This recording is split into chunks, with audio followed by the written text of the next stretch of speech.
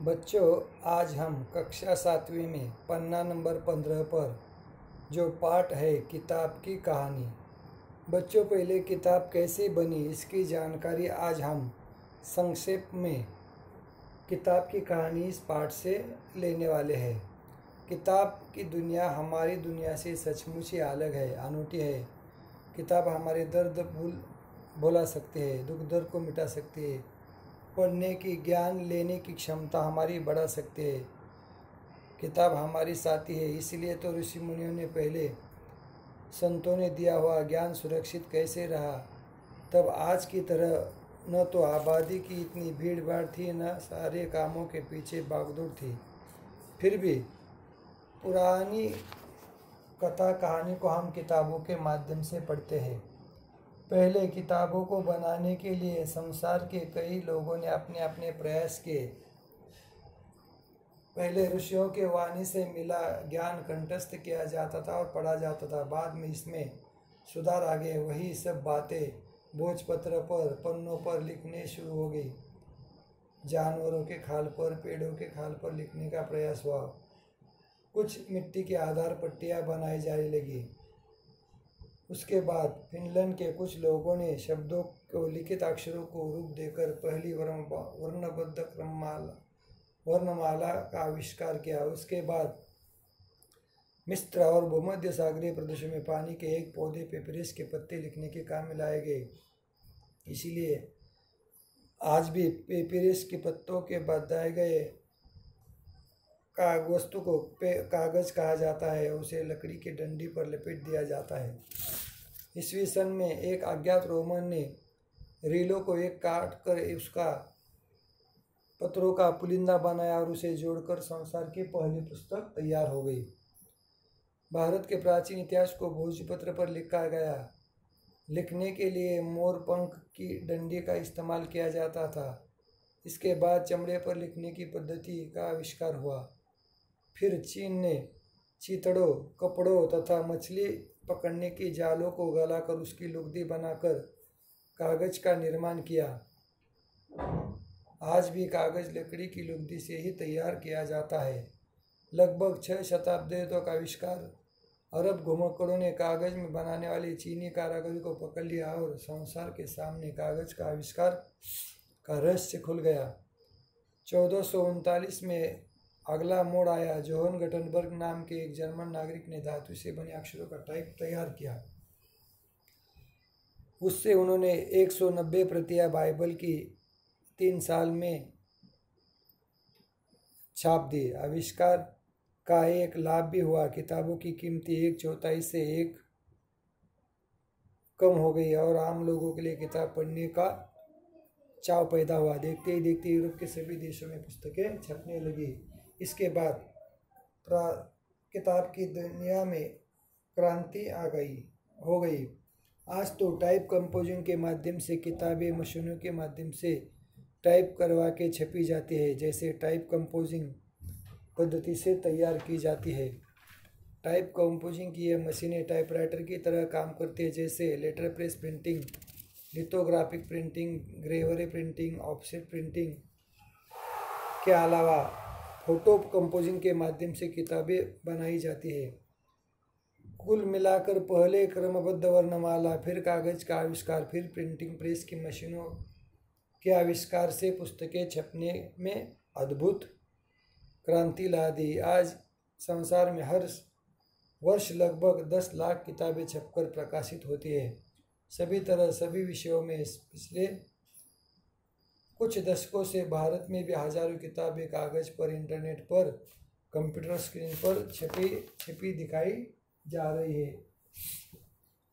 इस पाठ के नीचे कुछ शब्दार्थ है। इन शब्दार्थों का अध्ययन हम करेंगे। जैसे मिष्ठान्न यानी मिठाई, स्वीट, तृप्त यानी संतुष्ट होना, रंगीन लोक यानी कल्पना लोक, इमेजिनरी वर्ल्ड, यक्ष यानी देवताओं की एक जाति, उत्थान यानी विकास, पतन यानी ऊपर से नीचे आना, गिरना, प्रगति पथ, विकास का रास्ता, वाणी से निःसृत, मौखिक कहे गए शब्द, वाणी से निःसृत यानी मौखिक कहे गए शब्द, मौलिक, असली, वास्तविक, छाल पेड़ की शाखा का कड़ा छिलका। भोजपत्र भोज नामक पेड़ के पत्ते। श्रुतियाँ स्मृतियाँ वेदों और धर्मशास्त्रों से संबंधित ज्ञान। श्रुतियाँ स्मृतियाँ वेदों और धर्मशास्त्रों से संबंधित ज्ञान। दस्तावेज लिखित प्रारूप लिखित प्रमाण। आगे चौथड़ा यानी फटा पुराना कपड़ा। इसके बाद पाठ बोध रूपी प्रश्नों को हम देखेंगे। इन प्रश्नों के उत्तर दे। मौखिक प्रश्न। साक्षर व्यक्ति को किताब कैसे लगती है? साक्षर व्यक्ति को किताब मीठी मिष्टान्न की तरह लगती है। किताब हमें क्या जानकारी देती है? किताब हमें हजारों साल पहले का ज्ञान इसकी जानकारी देती है। प्राचीन काल में ज्ञान को कैसे सुरक्षित रखा जाता? प्राचीन काल ज्ञान को सुरक्षित रखने के लिए भोजपत्र पर लिखना, पेड़ की छालों पर लिखना, गुफाओं में लिखना आदि। यूनानियों ने वर्णमाला में क्या सुधार लाए? यूनानियों में वर्णमाला में सुधार लाने के लिए अक्षरों का आविष्कार किया। पुस्तक छपाई के काम में कौन से आविष्कार महत्वपूर्ण है? पुस्तक छपाई के काम में वर्णमाला, कागज का आविष्कार तथा प्रिंटिंग मशीनों के माध्यम से ग्रेवरी प्रिंटिंग, लिथोग्राफिक प्रिंटिंग, इस प्रकार के पुस्तक छपाई के काम में आविष्कार महत्वपूर्ण है। लिखित प्रश्न। क किताबों की दुनिया हमारी दुनिया से किस प्रकार अलग है? किताबों की दुनिया हमारी दुनिया से इस प्रकार अलग है क्योंकि सुंदर और अनूठी है। इसके पन्ने पलटते ही हम दुख दर्द भूल जाते हैं, सुख चैन पाते हैं। बुरी बातों की ओर हमारा ध्यान आकर्षित नहीं होता। ख कागज को पेपर क्यों कहते हैं? मिस्र और भूमध्य सागरीय प्रदेशों में पानी के एक पौधे पेपिरस के पत्ते लिखने के काम में लाए गए, इसलिए उसे जोड़कर किताब बनाई जाने लगी। इसलिए कागज के पेपर को पेपिरस कहते हैं। कागज को पेपर कहते हैं। ग संसार की पहली पुस्तक कैसे बनी? संसार की पहली पुस्तक एक अज्ञात रोमन ने इन रीलों को एक आकार में काटकर इन्हें लिखित पत्रों का एक पुलिंदा बनाया और उसे जोड़कर संसार की पहली पुस्तक बनी। आगे कागज सबसे पहले किसने और किस विधि से बनाया? कागज सबसे पहले चीनियों ने किताब बनाने के लिए कपड़ों के चिथड़ों, पेड़ की छालों, मछली पकड़ने के जालों को गलाकर उसका पुलिंदा लुगदी बनाकर कागज का निर्माण किया।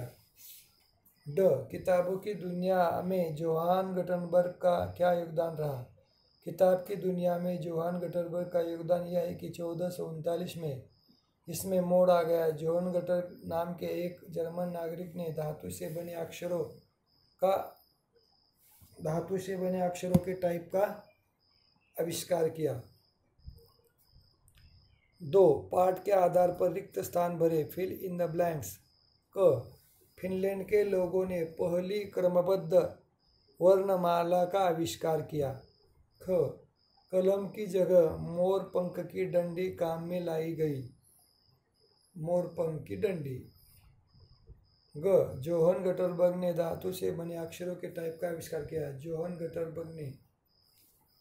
घ बाइबल की 190 प्रतियां छापने में 3 साल का समय लगा। ड आजकल किताबें कंप्यूटर स्क्रीन पर भी छपी दिखाई देती है।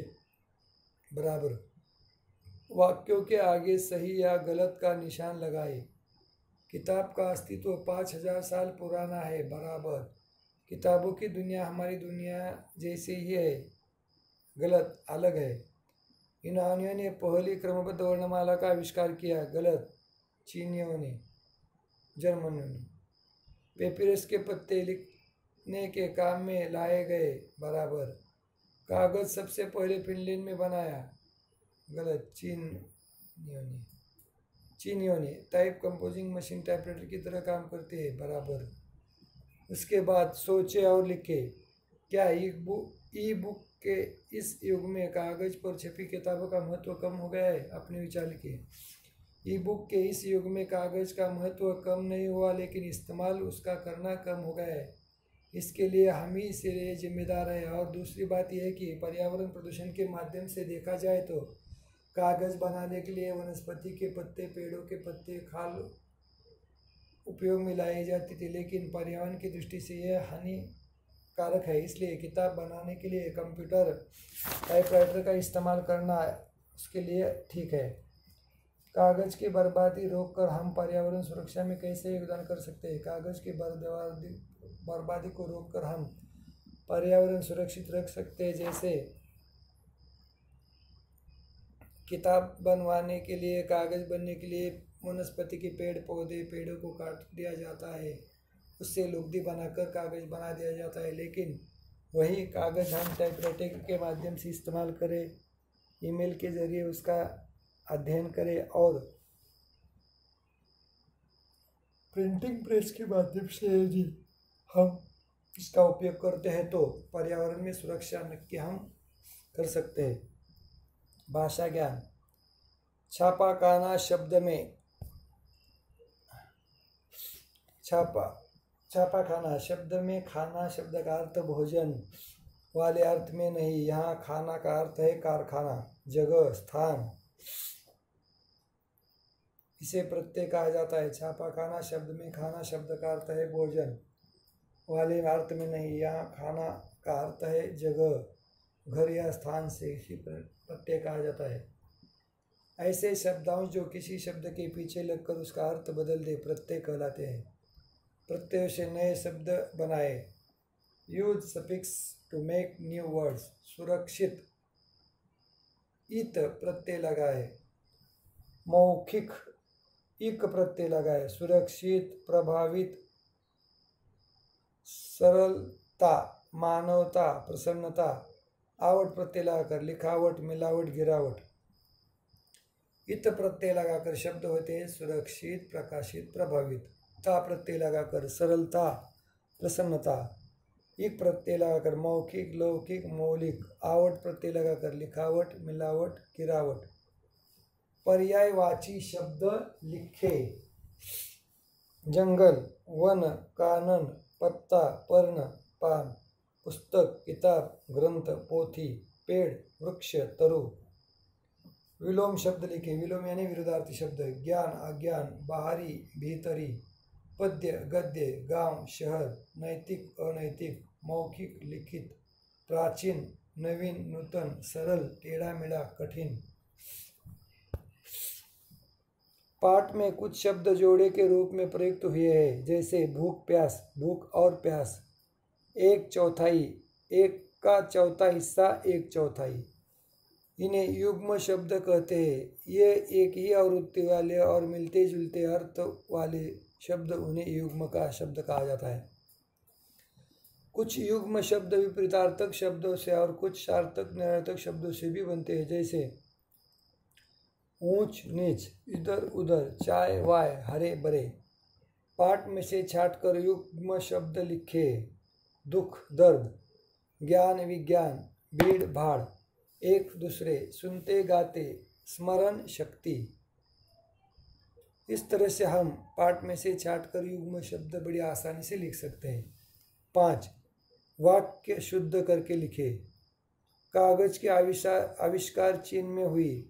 कागज का आविष्कार चीन में हुआ। ख. यूरोप के सभी देशों पुस्तकें छापने लगी।